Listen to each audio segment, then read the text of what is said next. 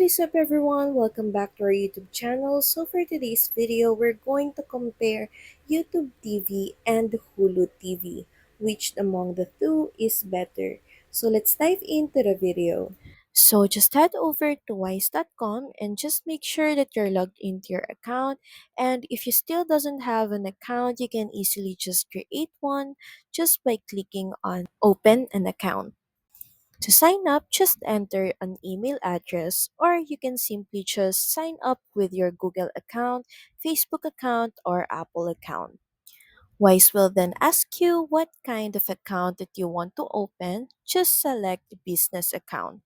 To set up your Wise business account, you're going to need a photo ID and also you're going to need to pay 50 euros, but that depends on your country of registration.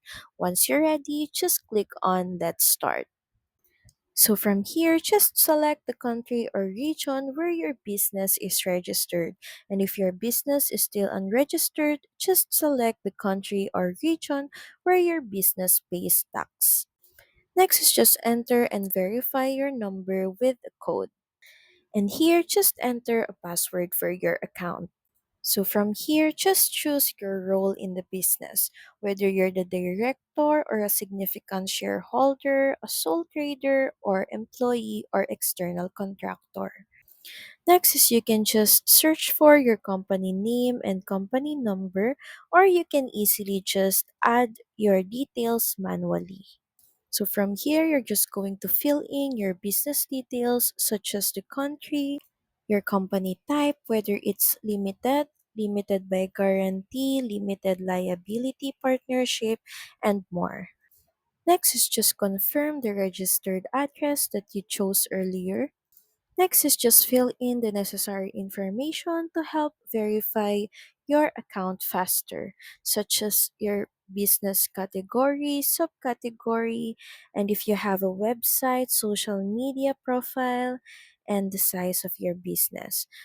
But if you don't have a website or social media profile, you're going to need to provide more details about your business in no less than 25 characters. Next is just confirm your trading address, but you can also just add another trading address. Next is just enter your personal address. And from the list of options, just choose your purpose of using Wise. So from here, you're going to need to take photos of your ID document and your face, so you can either choose to scan a QR code or receive a link on your email. So if you chose QR code, all you have to do is scan the QR code on your phone. Then once done, just click on I've finished verifying. So that's pretty much it. Thank you very much for watching this video.